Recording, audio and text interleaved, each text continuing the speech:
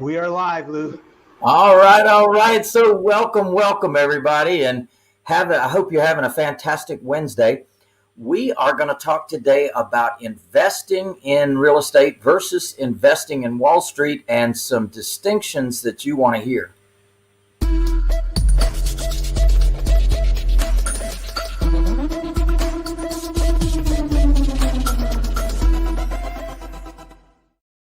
Well, welcome. All right, so you could be an investor in Wall Street. A lot of entrepreneurs invest in a number of things. They consider it to be, diversifying so that you're in a safety zone. Something might happen in one arena that won't happen in another arena. One arena is going up while the other arena is going down. There's so many different things that are happening out there in the world that it does make sense to be in multiple arenas. For me personally, I like being in the real estate arena in multiple places inside the real estate arena because I haven't found anything better than that. Now, I used to be a stock market investor. I did that for many years. And one thing I discovered and just kind of embraced at one point was that I really have no control over my stocks in the stock market. That those markets are manipulated. In fact, they actually disclose it to you. If you've ever seen a stock being, let's say, promoted to you, that the brokerage house actually will say something like, so and so, Goldman Sachs or whomever it might be, makes a market in this stock. And so that says to me, or makes a market in this security. And that says to me, well, what does that mean, makes a market? Well, what that means is we've got this stock. We are going to put our arms around it. We're going to love it and care for it and cherish it.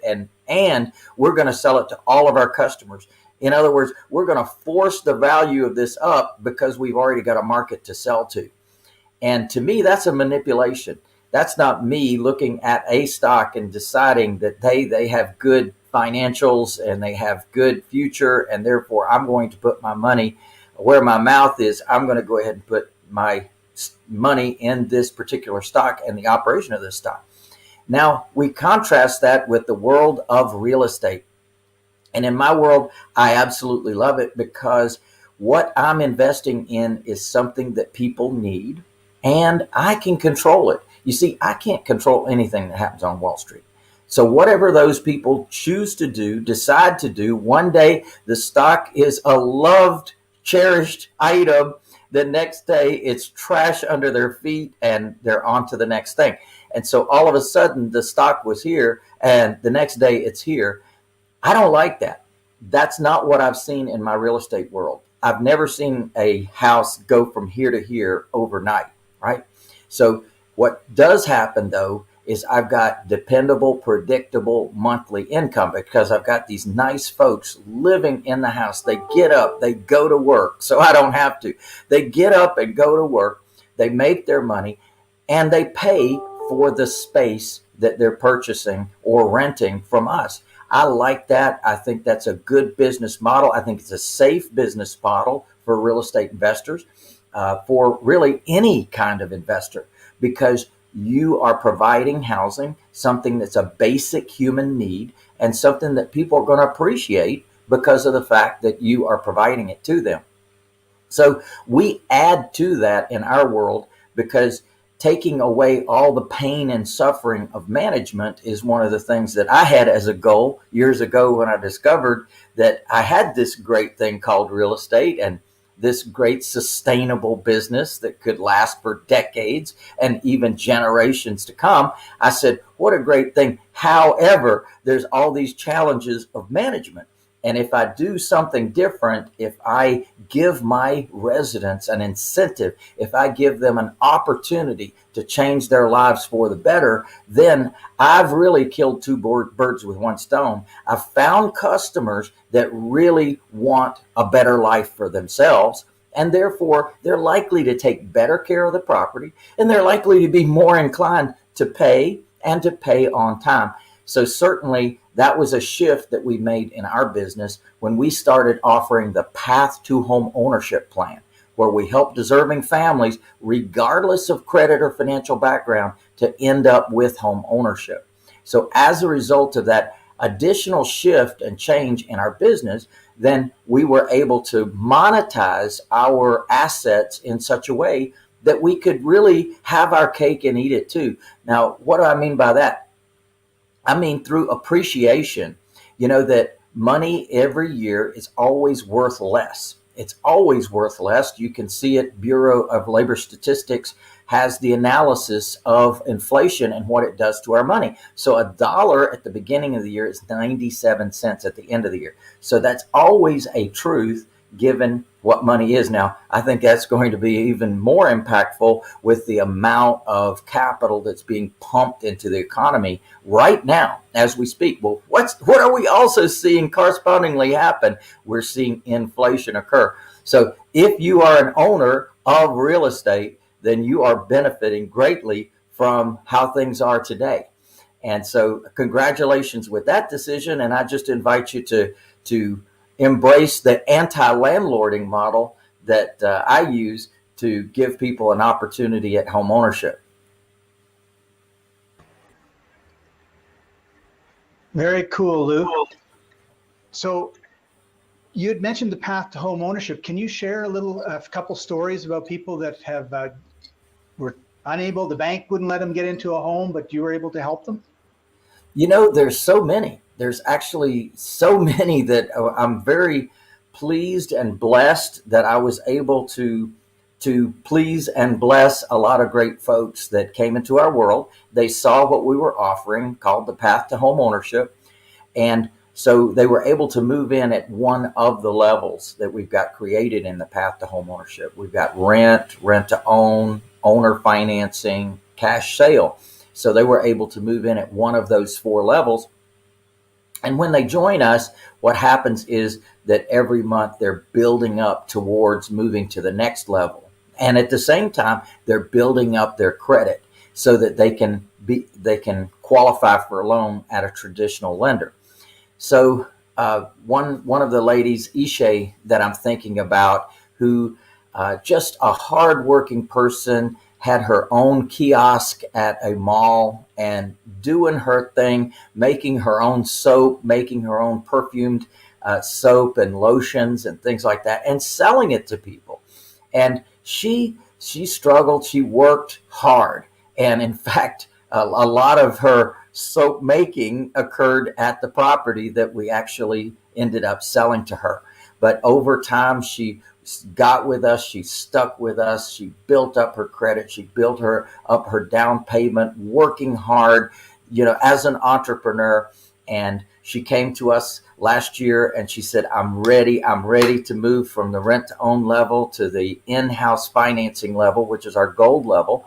And sure enough, she did exactly that. She's been a wonderful client. She's paid on time. She's built up her credit, and she can do anything she wants to in her future. Now that she's purchased the property from us under our agreement for deed program, that property is actually worth a lot more than we sold it to her just a year ago. So she could turn around tomorrow and sell that property and make about $100,000 on that property. And I'm so pleased and proud that she embraced the program, took advantage of it, and now she's got equity for herself that she could monetize in an instant. So that's a great story about Ishay. I'm trying to get her to come back into the office. She's so busy all the time. I want to get a picture with her and what have you, but she's one of our great clients that moved up to the gold level.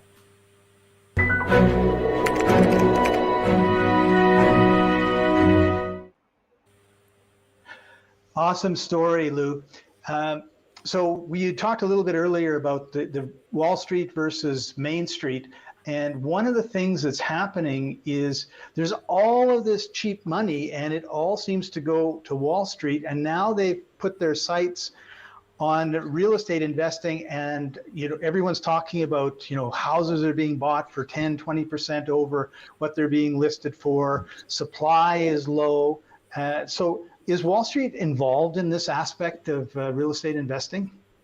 Well, it's almost like a spotlight got turned onto our industry in the last downturn. In the last downturn, of course, houses went upside down. The government had, in their infinite wisdom, had said, look, through the Community Reinvestment Act, we're going to cause banks to have to lend to people that have poor credit. And instead of helping those folks get in a position to win, well, they just, if they could fog a mirror, Wall Street was lending money to them. And so what happened was a lot of that got concentrated in certain neighborhoods. So as a result of that, a lot of those went upside down when the loan products that they had, which was called a 2 and 28. It was a 30-year loan. 2 years, they had a really super low interest rate. And then for 28 years, it went to market. Well, as a result of that differential, a lot of people found themselves, hey, wait a minute, my property didn't recover in a significant amount of time. And so as a result, and my job didn't increase my income that much. So as a result, they got themselves in trouble because they took a bad loan product for no other explanation than it was a bad loan product. It was a failed policy. And so as a result of that, they were actually in a position and got foreclosed. Well, all those properties coming back to the market at the same time caused prices and values of those properties to drop dramatically. Well, all of a sudden, anybody like myself saw that you can buy this asset for these dollars and still get this much rent. Wow, that's an incredible return on investment. So sure enough, Wall Street saw that too, and they came in and started buying up properties in droves. So it literally created a whole new industry, Wall Street, in our backyard and our back pockets too. So individual investors used to buy these properties and offer them in their local communities. Wall Street came in and started buying them in droves. So, I was reading an article last week. Lennar had a whole subdivision of brand new homes in Houston, and they come in, Wall Street comes in and buys the entire subdivision, 124 houses. So it never made it to the marketplace for good people with good enough credit and good enough down payment to be able to qualify and make that a community for themselves. No, that whole community now is going to be a rental community. And frankly, Wall Street came in and paid too much for those houses.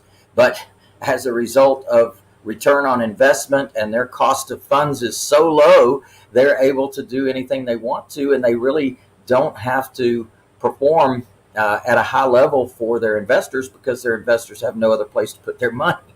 So whenever you trust your money to Wall Street, don't expect a huge return on that. But sure enough, they have made a market in real estate as well. And we'll see what that brings, but certainly a whole lot of people that would love to own a home are now being X'd out of the market because of Wall Street.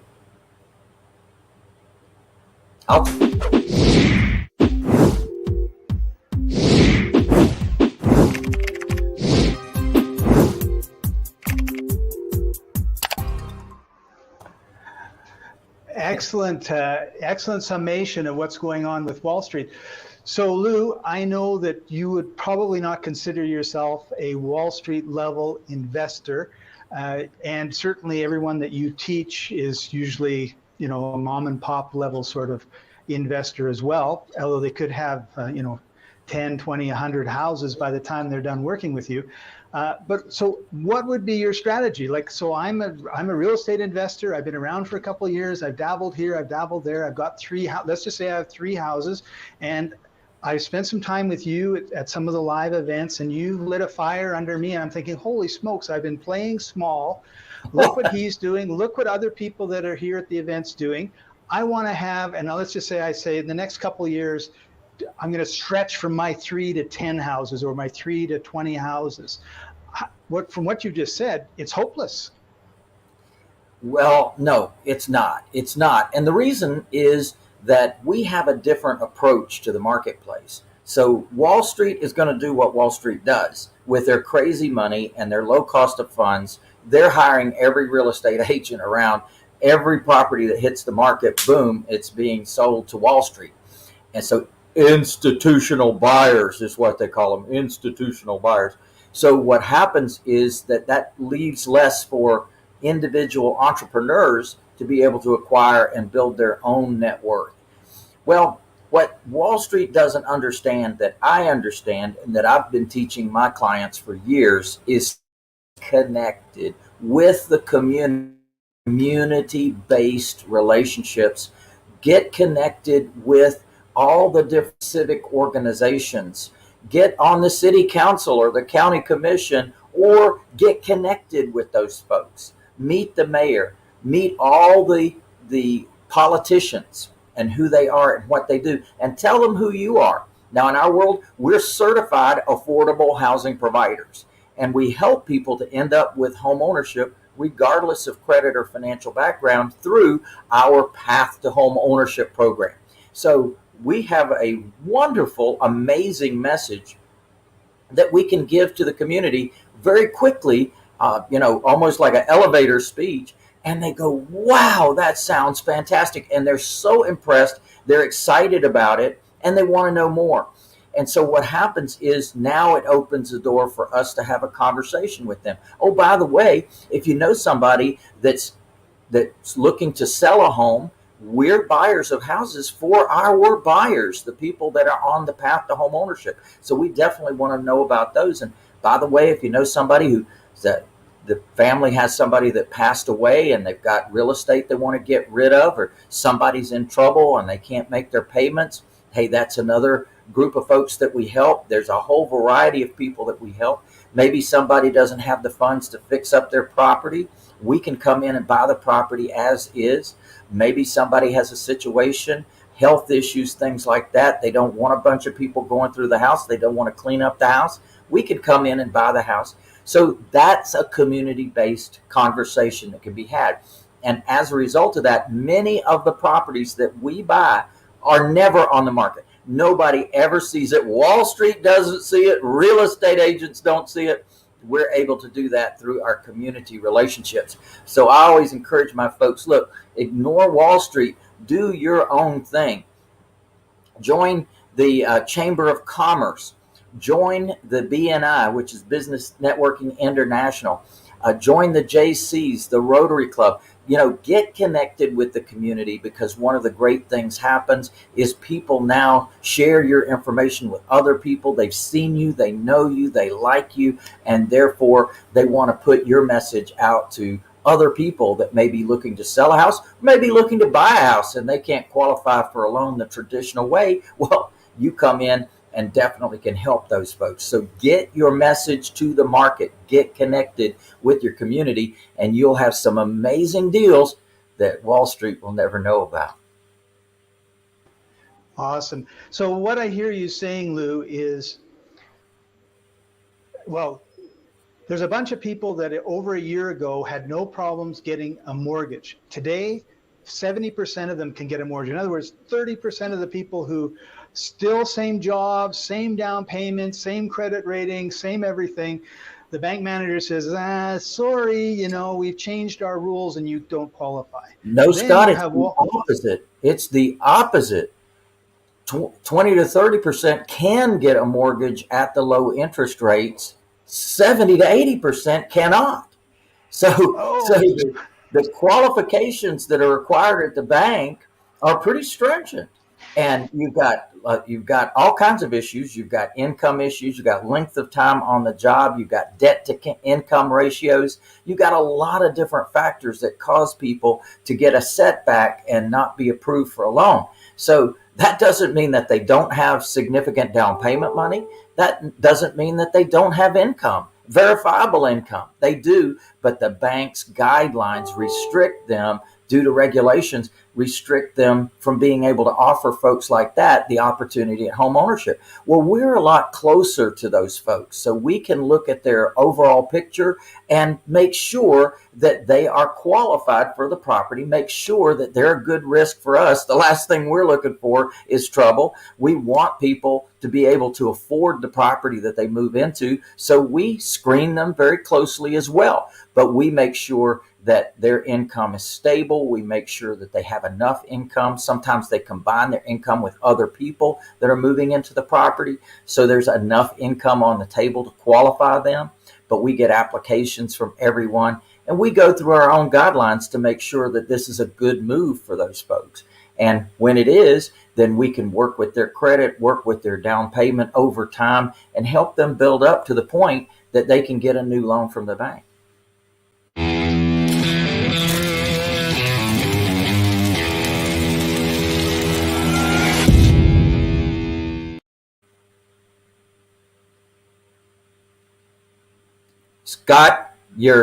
Scott, we're not hearing you. Mute thing, that old mute button. So I want to do a quick shout out to Blake. He's made a couple really good comments. This man, Lou Brown, helped me into retirement the street smart way. What he's talking about now with what he's talking about now. Thanks, Lou. Oh, Blake, my friend up in Blowing Rock, North Carolina. I hope you are doing fantastic, man. Looking forward to seeing you again soon. Thank you for that comment. Yeah, and as he said, as you said, relationship is key. So that's really important. And Blake is the kind of guy that is a relationship kind of guy. He gets out there, he's very outgoing, and nobody is a stranger to him. And that's a great way to be. Blake is a good example of how to be out there in the world. Just open yourself up, tell people who you are, tell people what you do. People want to help you. We all want to help each other. We're in this game together, aren't we? We are social beings. And I say, you are a social being, be social. Don't find strangers out there. Find people that potentially can be lifelong friends and get to know them, get to know what's going on in their world. Have them tell you about their family. And one thing leads to another. They're always going to ask you what you do. And that leads now to the opportunities that can connect all kinds of different things that aren't on the market and aren't listed with agents. Damien Zamora, yeah, baby. Oh my God, that's awesome. Damien is an awesome being on the planet too.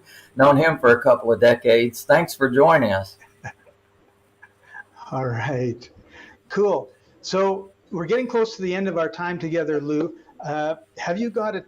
Oh, I almost forgot. I have a question that came directly to me that I want to make sure that we covered. So what is the best play if I need to make a few $1,000s fast? Pop it into a stock? Well, here we go with the stock market again. But the thing about a stock is, unless you've got insider information, I've already told you that stocks are manipulated, and you just don't know about musical chairs when they're going to stop the music and are you the one left standing. So I don't ever bet my money in the stock market if I want a quick turn. Now, another thing you can do, though, that can produce a deal pretty quickly is just going out there and knocking on doors and asking people, hey, do you know of a house for sale in this neighborhood? We want to buy a house in this neighborhood. And the person might say, I know I don't. Or they might say, what about mine? I've been thinking about selling my house. Boom, you got an opportunity. It's not on the market. You're not in competition with anybody else. So that's a quick way that you can get a deal. You can get it under contract, and then you can open it up to investors. Maybe one of those institutional investors or someone like myself who buys houses all the time for our folks that are on our path to home ownership. So definitely we are interested in anybody's property. If you got it under contract, you can make a quick few $1,000s in an afternoon simply by finding a property and putting it out to people like myself.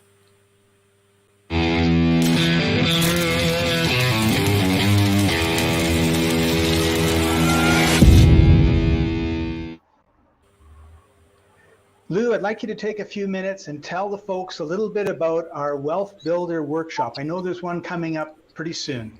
Well, actually, this coming week, I'd like to tell them about the upcoming massive passive income event.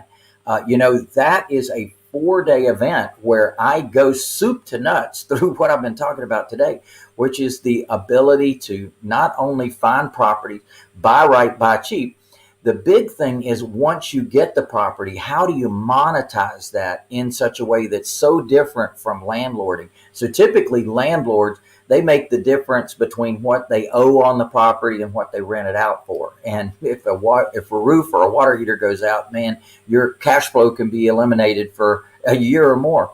But what I talk about is to pick up from there and talk about 25 different profit centers that we've developed over and above that, that are services to our clients, that are gifts and support for our clients. So as a result of doing that, we're able to make a lot more on each property by providing beneficial things to our leads and to our clients that are already in homes. So we definitely are excited about sharing that with folks. We have the 4-day event where I break down the marketing to attract these folks, what to say, how to say it. We get into the paperwork, the standard rental agreement, the option agreement, the agreement for deed, the sales contract, so many different aspects of what we do to take advantage of those profit centers. There's many, like I said, there's 25 different profit centers. In fact, we've got a profit center calculator that I'm going to be giving you. And on top of that, we've got our entire closing package that we do with our clients.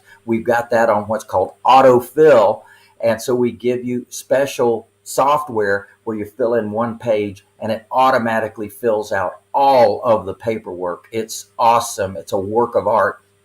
It makes your job so much easier, your life so much easier as an entrepreneur, because most entrepreneurs do not love the paperwork, do not love the details of this business. Well, we've got all the details dialed in and we've got it automated for you. So once we go through the 4-day training, you're actually going to be presented that as a bonus for coming to the event. So we've got a lot of great things. We've got some gifts for you as well. We've got some special. We got a special going on today. If you call 1-800-578-8580, I've got a $500 bonus that they will tell you about. Just call in 1-800-578-8580 or go to Street Smart MPI for massive passive income. StreetSmartMPI.com. And you can learn more about that upcoming event. It's a great thing. I only give this training one time per year. So I encourage you to definitely get there and learn about the big money that we have in this business on a residual income basis. The idea is to buy right, buy cheap, and now monetize that property for up to 43 years. Imagine just a single property, you can have income for 43 years. But I'm going to show you exactly how to do that. And now imagine having 10 of those properties. Imagine having 20 of those properties. It's an amazing cash flow. It's an amazing future. It's an amazing retirement plan, and definitely one, even if you've got properties already, you can convert to this model and have yourself the most beautiful exit strategy you've ever imagined in your life. So definitely come join me for this 4 days. It's going to start on Thursday of next week, Thursday, Friday, Saturday, and Sunday. I'm looking forward to seeing you there. Yeah, baby. Lou, we have a comment from your buddy, Blake, which we have to put up here. MPI is the way. Lou got my cash flow up the wazoo. Massive passive income is why I could retire. Yeah, baby. I love getting that feedback. Thank you, Blake, for sharing that. I love getting that feedback from my clients. A lot of people have been following me for decades, and they've built multi-million-dollar businesses doing exactly what I'm telling you about. And there's lots of them. They're all over the country. A lot of them are actually going to be there at the event because they come to get recharged every year, so that they can get the new information, the latest information, what we're doing as a result of COVID, what we're doing to be able to help people that have gotten behind in their payments, how we've been able to access some government funds to pay for those things. We're going to be covering all that during that event as well. Awesome. All right. Well, that looks like all the questions that we've got, Lou. Next week, we've got Massive Passive Action. We're going to be on the air on Tuesdays at 5 Eastern from now on. We feel that's a better time to get more of more people on, but make sure that you subscribe, like, hit the bell so that so you never miss one of our shows. We always want to hear your comments and your questions. If you've got any questions that you want us to deal with in I was going to say a previous show, in a future show, put it in the comments. I'll make a note of them and we'll bring them up next week or the following week. So Lou, any last words before we go? Well, I just say get connected. What are you going to do today to cause your business to go forward? Get connected. Who can you call? Who can you talk to? Let them know more about who you are, what you do, what you're doing in your community, helping people to end up with home ownership. That's a powerful thing that you can cause to have happen. And hey, knock on a door or two today. Maybe you'll find a deal. Yeah, baby.